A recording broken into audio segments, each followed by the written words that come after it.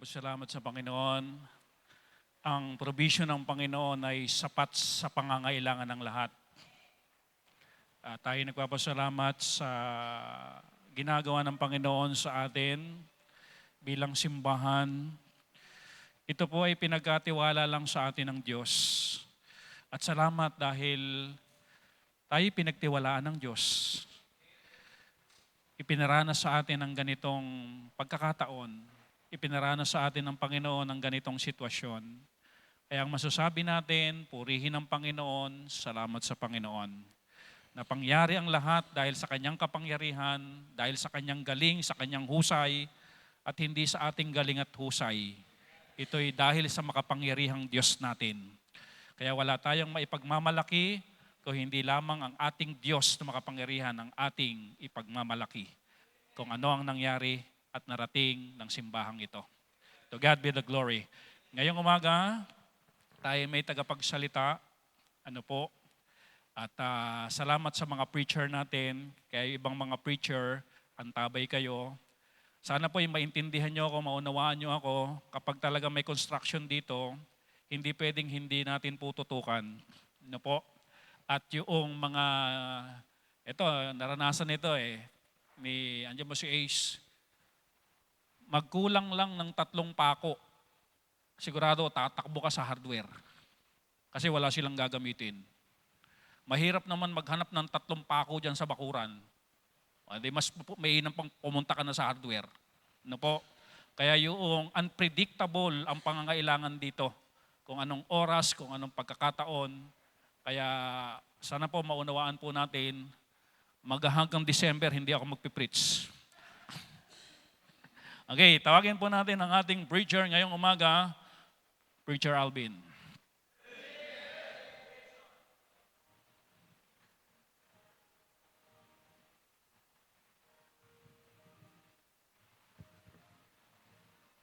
Preach.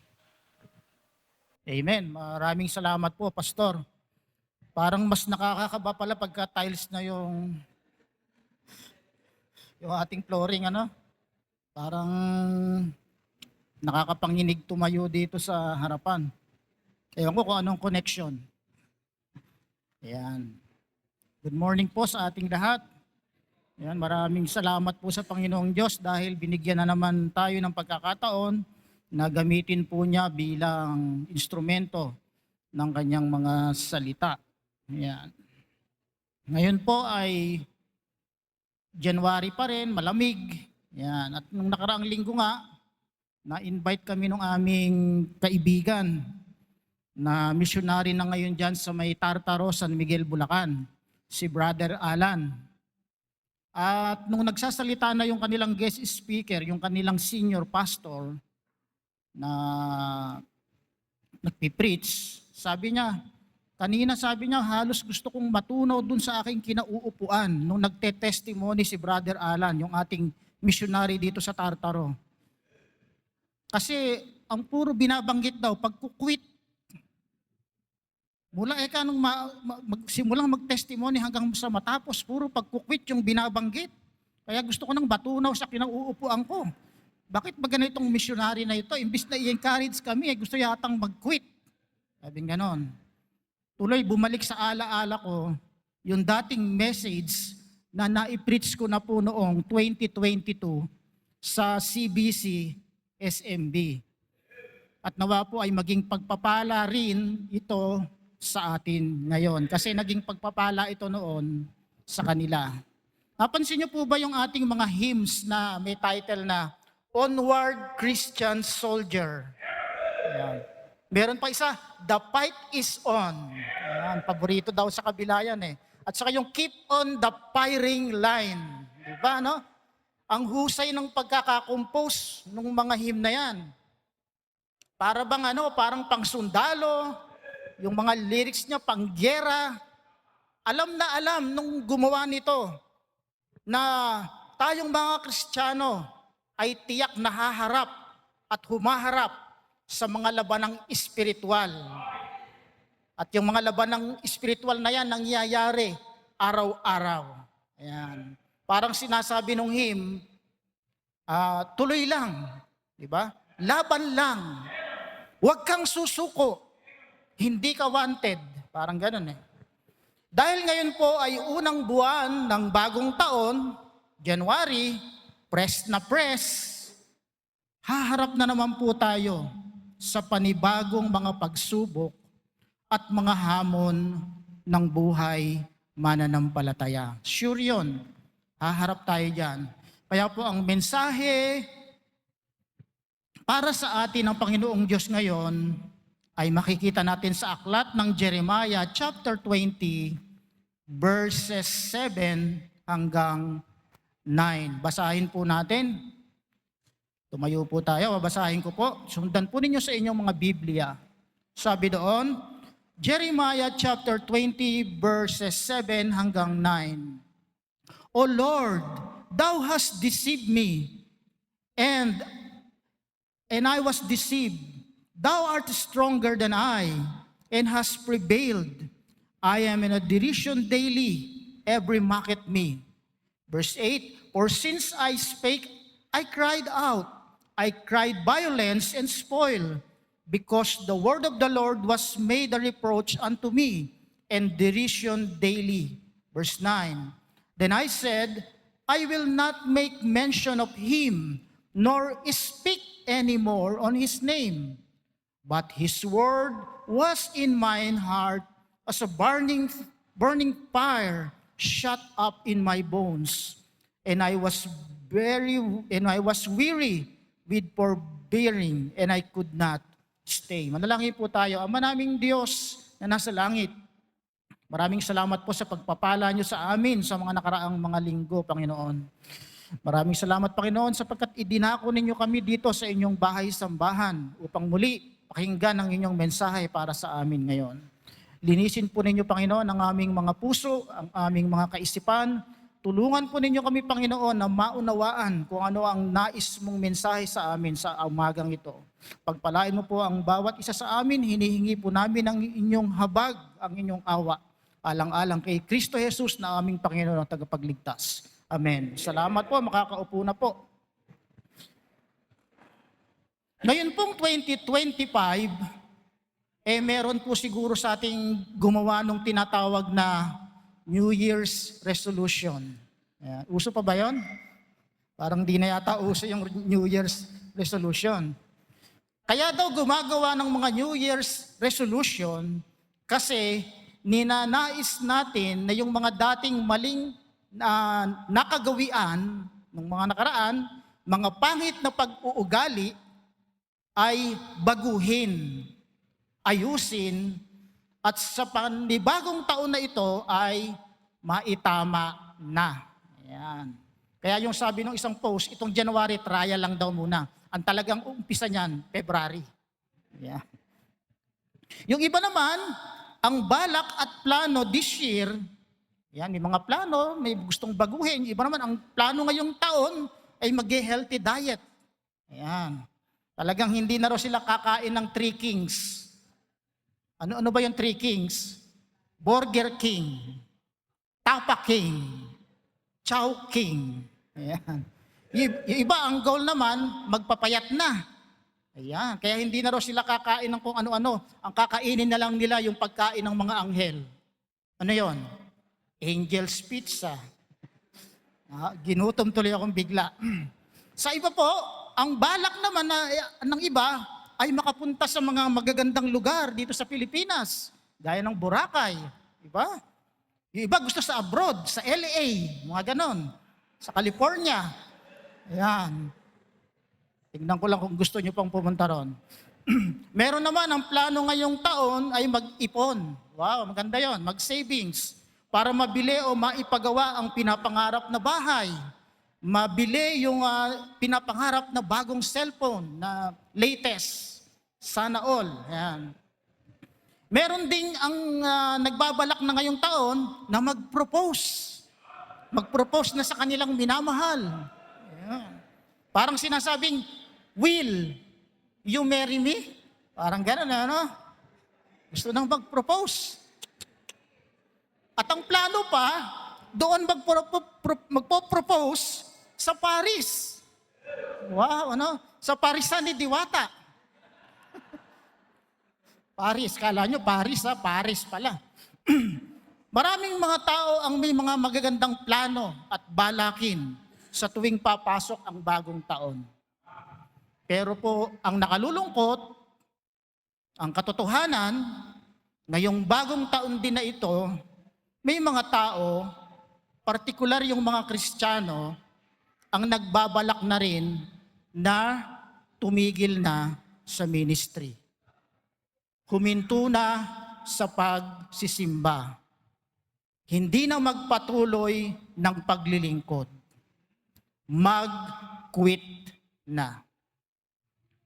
Dahil sa ayaw man po natin o sa gusto, one day, isang araw, hindi natin maiiwasan ang isang pangyayari na tayo'y magkakaroon ng ganyang uri ng pakiramdam, na tayo ay makakapag-isip at magdidesisyon na tumigil na, mag-quit na. Pero bago mo po gawin yung bagay na yan, na mag-quit, isipin po muna natin, what will happen if I quit? Yan, ginawa po nating I para personal, para sa atin talaga. What will happen if I quit? Ano ba ang pwedeng mangyari kapag tumigil na ako? Sabi po ni Propeta Jeremiah, yung binasa natin kanina, gusto ko pong ulitin sa wikang Tagalog. Sabi po niya, Yahweh, ako'y iyong hinikayat at naniwala naman ako. Higit kang malakas kaysa sa akin, kaya ikaw ay nagwagi. Pinagkatuwaan ako ng lahat at maghapon nila akong pinagtatawanan. Tuwing ako'y nagsasalita at sisigaw ng karahasan, pagkawasak, pinagtatawanan nila ako at hinahamak. Sapagkat ipinapahayag ko ang iyong salita. Verse 9, ngunit kung sabihin kong kakalimutan ko na si Yahweh, hindi na ako magsasalita para sa kanyang pangalan. Parang gustong sabihin ni Jeremiah, magkukwit na ako. Dahil pinagtatawanan lang ako, nilalait lang ako. Sabi niya, para namang apoy na naglalagablab sa aking kalooban ang iyong mga salita. Apoy na nakakulong sa aking mga buto. Sinisikap kong tiisin ito. Talagang gusto niya talagang mag-quit. Kahit na inuudyokan siya sa kanyang kalooban ng Panginoon na wag mong gagawin yan. Sabi niya, sinisikap kong tiisin ito. Ngunit hindi ko na kayang pigilan pa. Yan. Dahil sa matinding pambubuli, mga pressure at mga panghahamak ng mga kababayan ni Prophet Jeremiah, gusto na rin niyang mag-quit. Ang tanong, ano ba ang mangyayari kapag nag-quit ka na o hindi ka na nagpatuloy? Number 1, what happened if I quit? Number 1, the devil will be happy. Yan. Matutuwa po si Satanas kapag ka ikaw ay nag-quit. Yan ang gustong mangyari ni Satanas. Yung mag-isip ka ng negatibo. Tapos akalain mo na parang zero mention ka na sa ating God, the creator of the universe. Iisipin mo, parang hindi na ako napapansin ng Diyos. Sabi ng Job chapter 1 verse 6 hanggang 12, sa Tagalog, dumating ang araw na ang mga anak ng Diyos ay humarap kay Yahweh. At naroon din si Satanas. Tinanong ni Yahweh si Satanas, ano bang pinagkakaabalahan mo ngayon?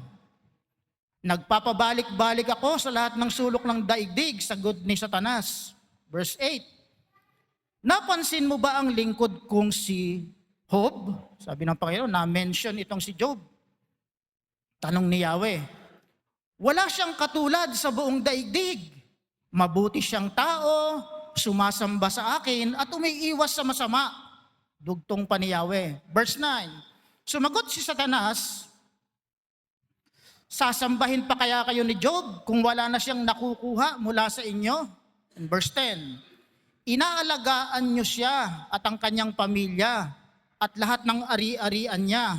Pinagpapala ninyo ang lahat ng kanyang gawain at halos puniin ninyo ng kanyang kayamanan ang buong lupain. Verse 11, subukan ninyong alisin ang lahat-lahat sa buhay niya at harap-harapan niya kayong susumpain. Tindi, ano? 12, sinabi ni Yahweh kay Satanas, kung gayon, gawin mo ng lahat ang gusto mong gawin sa kanya. Huwag mo lang siyang sasaktan. At umalis si Satanas sa harapan ni Yahweh. Napansin niyo po ba doon sa talata? Si Satanas ay palaging busy. Yan. Saan busy? Busy sa paghahanap ng paraan para ang mga Kristiyano ay mapabagsak.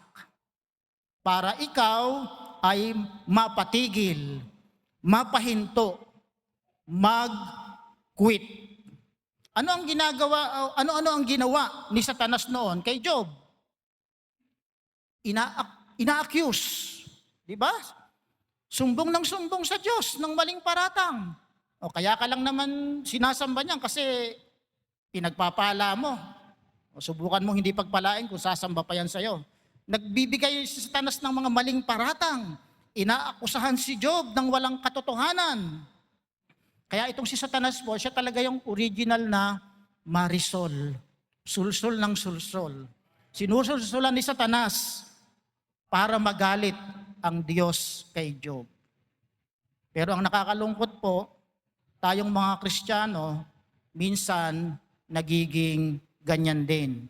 Nagiging agent tayo ni Satanas. Paratang din tayo ng paratang. Akusa din tayo ng akusa dun sa mga taong kinaiinisan natin. Laging negative na sa atin ano man ang gawin ng taong kinaiinisan natin. Kasi nga naiinis tayo. Yun bang kahit sa dinami-dami ng mabubuting ginawa niya noon, dahil naiinis ka na sa kanya ngayon, kaya tuloy, yung kaunting pagkakamali niya, ay nakikita mo na agad. Di po ba sabi sa Bible, si Job, matuwid na tao. Pero anong sabi ni Satanas? Kaya lang naman loyal sa iyo kasi may napapala. Ganun ba yung matuwid na tao? Hindi ganun ang matuwid na tao. Hindi ganun si Job. Kaya may paratang agad itong si Satanas. At nakakalungkot nga, ganyan din po yung mga agent ni Satan. Pag umaangat ka ng bahagya, kasi napuri ng Diyos itong si Job, umaangat sa paningin ng Diyos, itong si Satanas gusto niyang ibagsak. Kaya ganyan din po yung mga agent ni Satanas. Pag umaangat ka ng bahagya, hanapan ka ng paraan para maibaba ka. Yun bang ang taas-taas ng tingin sa iyo ng Diyos? Pero dito kay Satanas at sa kanyang mga alipores, ay ang tingin lang sa iyo ay parang bulati ka lang. Nakakalungkot, ano? Tingnan nyo nga yung mga katabi nyo. Yeah.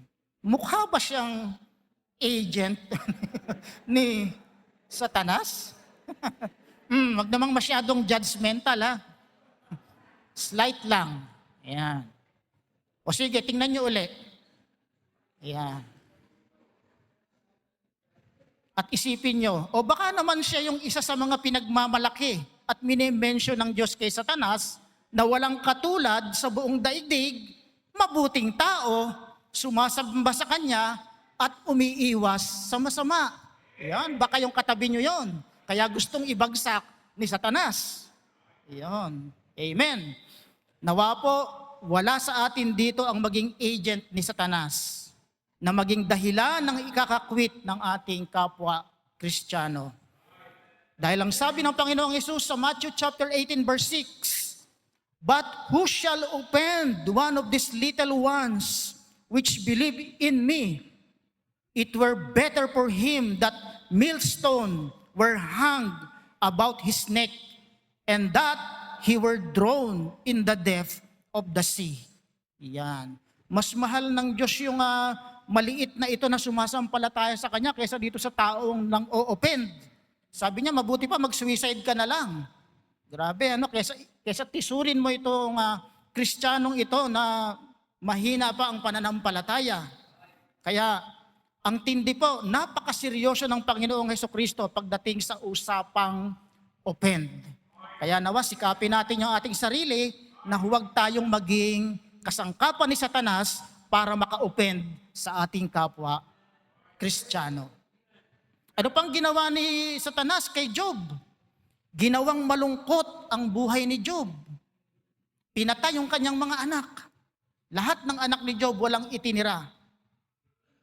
Proud kasi ang Diyos kay Job, kaya naiinggit si Satanas. Kaya kung proud din ng Diyos sa atin, ay talagang pag-iinitan tayo ng kaaway. Kaya handa-handa na kayo, dahil kapag proud sa atin ng Diyos, pag-iinitan tayong tiyak ng ating kaaway. Nawa po ay huwag naman tayong dumating sa puntong na tayo ay mag-quit kapag may nawala na sa ating mga mahal sa buhay. Ano pang ginawa nitong si Satanas kay Job? Pinahirap ang buhay ni Job. Binigyan ng maraming bukol. Sabi ng Bible, mga pigsa-pigsa daw yon. Napakahirap kaya ng may ganon. Yun nga lang, may masakit ng ngipin mo. Hindi ka na halos makatulog. Yung pa kayang puro bukol ka, hindi mo alam kung saan kahihiga. Siguro ang ginawa ni Job na pagtulog niya, tusok ulo na gano'n na pagtulog dahil sa dami ng kanyang mga sumasakit sa kanyang katawan. Yan. Minsan po, ang karamdaman ay ginagamit ni Satanas para isipin natin na ang Diyos ay hindi mabuti. Yan, nangyari po sa akin yan nung nagkasakit yung aking misis. Sabi ko sa Panginoon, bakit kami pa? Kami pa na laging nagsisimba, kami pa nga nasa simbahan, naglilingkod, bakit kami pa? Parang ang bait-bait namin, Parang ang bait-bait ko. Bakit hindi naman kayo? Parang sabi siguro ng Panginoon. Ayan. Hanggang isang araw na-realize ko, merong pastor na nag-preach. Hindi ko sinasadya o talagang diloob ng Panginoon. Nagbukas ako ng TV, alas 5 ng umaga. Hindi nga ako nagsisimba nun eh. Nagbukas ako ng TV. Pagbukas kong gano'n, nagpipreach yung pastor. Sabi niya, hindi ang Diyos ang nagbibigay ng karamdaman, kundi ang kaaway. Dahil ang Diyos, siya nga yung healer. Sabi nung pastor, aba, ganun pala yun. Mali pala yung aking kaisipan. Kaya sabi ko, salamat Panginoon, itinama mo yung aking kaisipan. Ikaw pala yung healer. Hindi pala ikaw yung nagbibigay ng mga karamdaman, kundi yung kaaway. Kita nyo si Job, binlagyan ng mga maraming sugat. Di ba? Sa katawan. Kaya minsan yung mga karamdaman ginagamit ni Satanas para isipin natin na ang Diyos ay hindi mabuti. Para mag-quit na tayo sa paglilingkod. Mag-quit na tayo sa pagsisimba. Ano pa? Pinadalhan pa si Job ng mga peking kaibigan. Akala ni Job, kakampi niya. Yun pala, tiga-usig niya. Tigahanap ng mali niya para mag-quit na siya. Mga kapatid, marami pong pwedeng maging dahilan ng iyong pagkukwit. Mga tao to, pwedeng ang pamilya mo na unbeliever. Para mag-quit ka na, pipigilan ka niyan. Maraming sasabihin yan. Yan ba natututunan mo sa simbahan?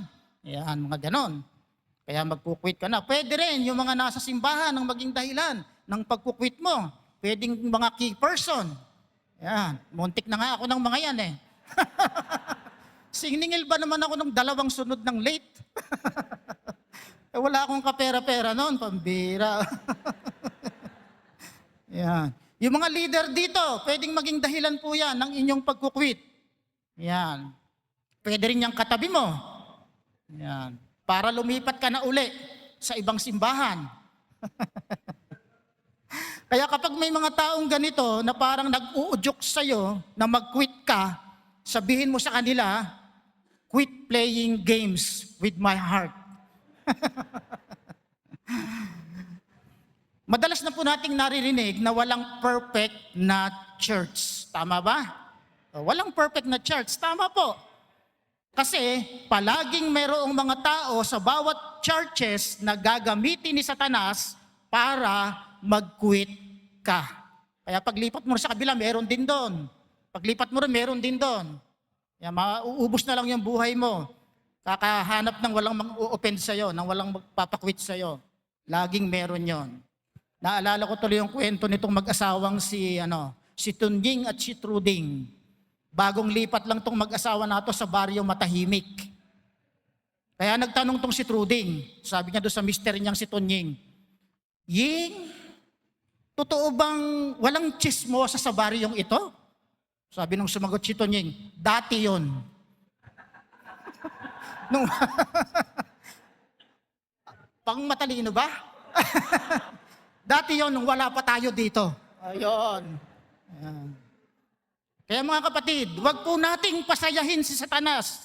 Don't quit. Dahil pag nag-quit ka, number 2, who can lead people to Christ? Sino pa ang aakay sa mga mahal mo sa buhay para mailapit sila kay Kristo kung magkukwit ka? Anong sabi ng Luke chapter 16 verse 29? Ngunit sinabi sa kanya ni Abraham, nasa kanila ang mga sinulat ni Moises at ng mga propeta. Iyon ang sundin nila. Sabi ni Abraham doon sa mayaman na nasa impyerno, padala mo yung si Lazaro para mangaral. Pero ang sabi ni Abraham, nando na yung Bible para paniwalaan nila yung sinabi ng mga propeta na nakasulat sa Bible. Ngayon yung Bible na yan, hawak mo kapatid.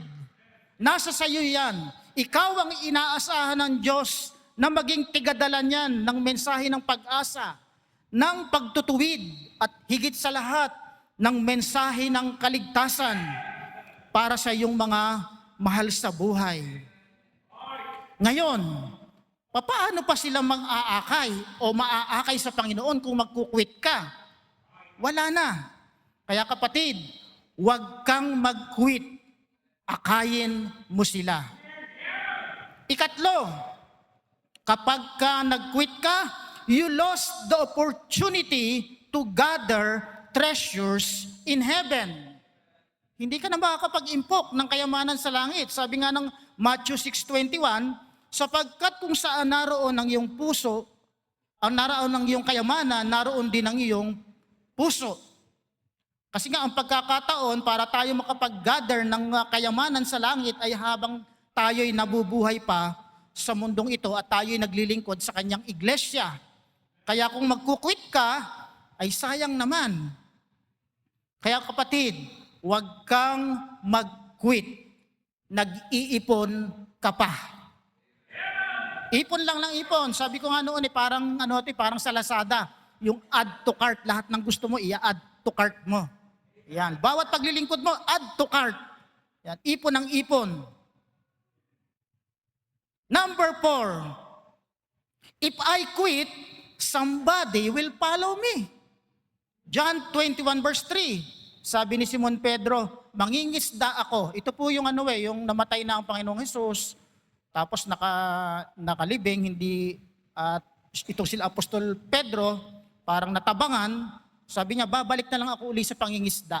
Hindi na ako magiging taga-pamalakaya ng tao. Mangingisda ako. Sabi ng mga kasama niyang mga alagad, sasama kami. At umalis nga sila at sumakay sa isang bangka.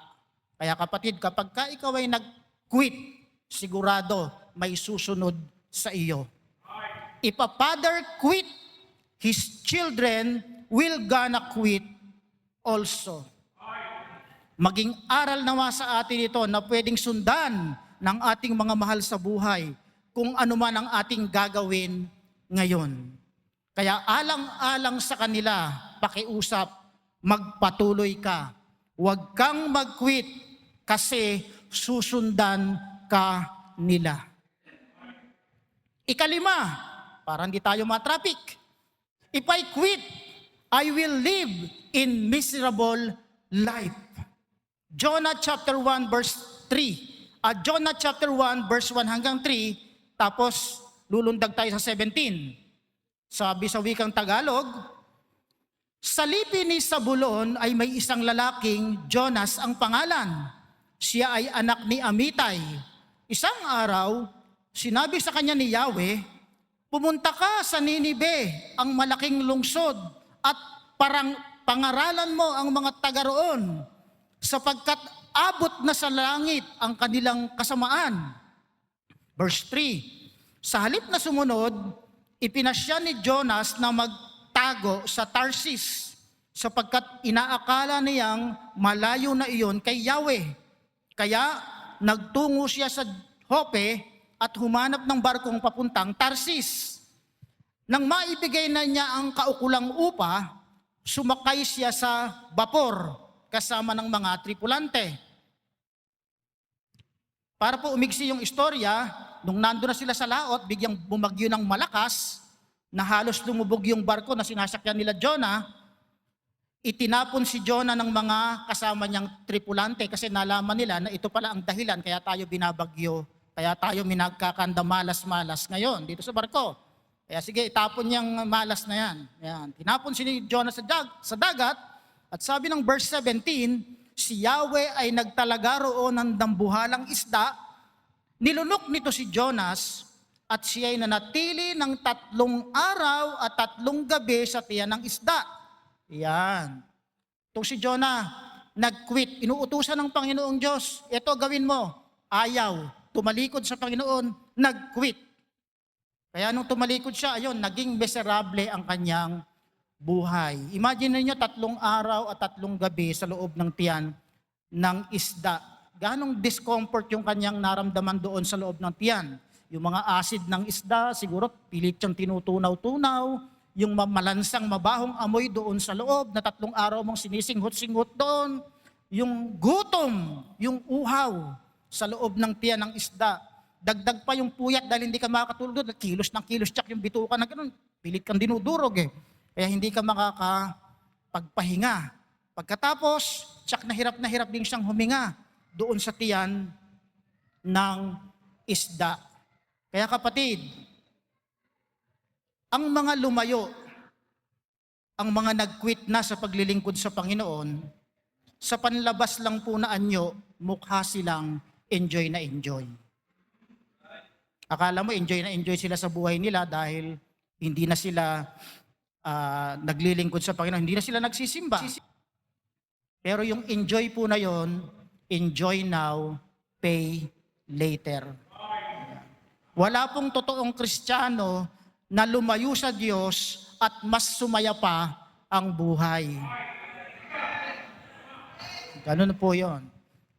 Kaya wag mong subukan mag-quit. Masisira ang buhay mo. Kaya kapatid, kung tinatamad ka ng dumalo sa pananambahan, kung hindi ka na nagbabasa ng Biblia, kung hindi ka na nananalangin, ang Diyos ay palaging nagbibigay sa iyo ng ikalawang pagkakataon. God has always giving a second chance. Sabi nga po ng laro ng mga bata noon, ang umaayaw daw po ay hindi nagwawagi. At ang nagwawagi, hindi umaayaw. Tandaan mo kapatid, we are on the winning side. Tayo yung nagwawagi. Dahil nagtagumpay na ang ating Panginoong Hesukristo nang siya ay naririto noon sa lupa. Kaya nga nagbilin siya ng ganito. Sabi niya, sa sanlibutang ito, daranas kayo ng maraming kapighatian. Hindi sinabing konti, maraming kapighatian. Lakasan ninyo ang inyong loob. Huwag kayong magkukwit. Dinaig ko na ang sanlibutan, sabi ng Panginoon. Diba? Tayo yung nasa winning side. Sabi nga ng isang quotation, if you get tired, learn to pull back and rest, not to quit. Magpahinga ka lang. Kapag ka napapagod ka, pero huwag kang magkukwit. Magpatuloy ka. Huwag kang magkukwit. Dahil kapatid, huwag kang titigil. Dahil kapag tumigil ka na, anong mangyayari? Matutuwa si Satanas.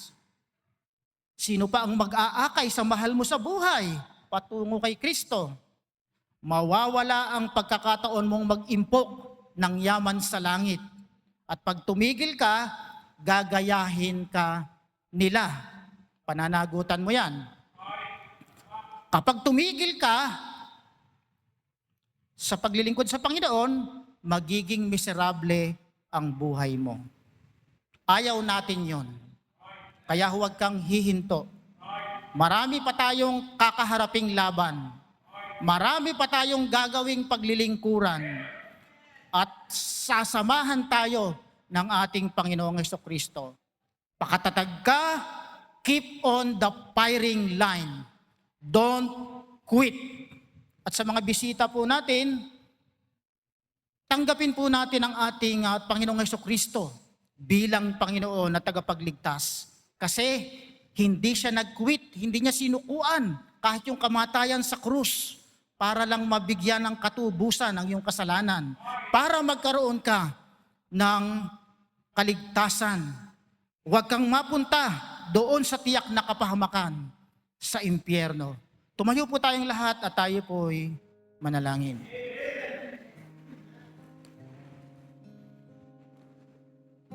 Ama naming Diyos na nasa langit, muli po kami nagpapasalamat po sa inyo sa inyong mensahe sa amin sa umagang ito, Panginoon. Tunay po, Panginoon, na kung hindi sa inyong mga salita, Panginoon, na siyang nag-uumapaw sa kaloob-looban namin, Panginoon, ay baka noon pa kami sumuko. Baka noon pa kami tumigil, Panginoon. Pero salamat, Panginoon, dahil sa iyong makapangyarihang mga kamay, sa pamamagitan ng iyong banal na salita, Panginoon, kami pa rin ay naririto. Dahil kami kinahahabagan ninyo at kami ay iyong hinaakay, Panginoon, na patuloy na magpaglingkuran ka, Panginoon Diyos. Maraming salamat, Panginoon, sa mga ginawa mo na sa aming buhay. Nawa, Panginoon, lagi naming alalahanin ito at kami maging masaya palagi na paglingkuran ka at magpatuloy sa paglilingkod sa inyo. Sa pagpapatuloy po ng invitation, narito po ang ating pastor. Salamat, Preacher Alvin. Sa mga mananampalataya at anak ng Diyos na gustong humingi ng strength para makapagpatuloy, come on. You kneel down. Lord, gusto ko pong magpatuloy. 5 na disadvantage kapag hindi nagpatuloy. Lahat ito'y mapangyayari at hindi magandang pangyayari at kaganapan sa buhay ng isang Kristiyano na maging miserable, wala nang mag-aakay, susundan at pananagutan natin kung sino man ang susunod sa ating mag-quit. Sasaya ang dyablo at kalungkutan sa Diyos. Kaya kapatid, you talk to God at sabihin sa Panginoon, Panginoon, tulungan mo ako na makapagpatuloy. Keep the firing line. The fight is on. Laban. Tuloy. Kung pagod, pahinga. At pagpahinga, tuloy uli na paglingkuran ng Panginoon. May reward sa langit. Masasayang kung hindi natin itutuloy. Ama naming Diyos, salamat sa malinaw na mensahe. Kung ang nilagay mo sa aming takbuhin ay malayo-layo pa, tulungan nyo kami, Panginoon, na matakbo pa. Tulungan mo kami at bigyan nyo kami ng lakas na makatakbo pa. Dahil ang lakas ay nagmumula sa inyo. Sa mga bisitang narito ngayon, ang kailangan mo para magkaroon ng kaligtasan, walang iba kundi ang Panginoong Jesucristo. Siya lang ang tanging tagapagligtas na nag-alay ng kanyang buhay para bayaran ang ating kasalanan na magdudulot sa atin sa impyerno. Siya ang kailangan mo para sa iyong kaligtasan. Panampalatayanan mo siya, pagsisihan ng iyong kasalanan, at si Kristo'y tanggapin mo sa iyong puso bilang iyong tagapagligtas. Ama naming Diyos, salamat po sa mensahe. Patibayin nyo kami, palakasin nyo kami para magpatuloy sa pangalan ng aming Panginoong Hesus. Amen.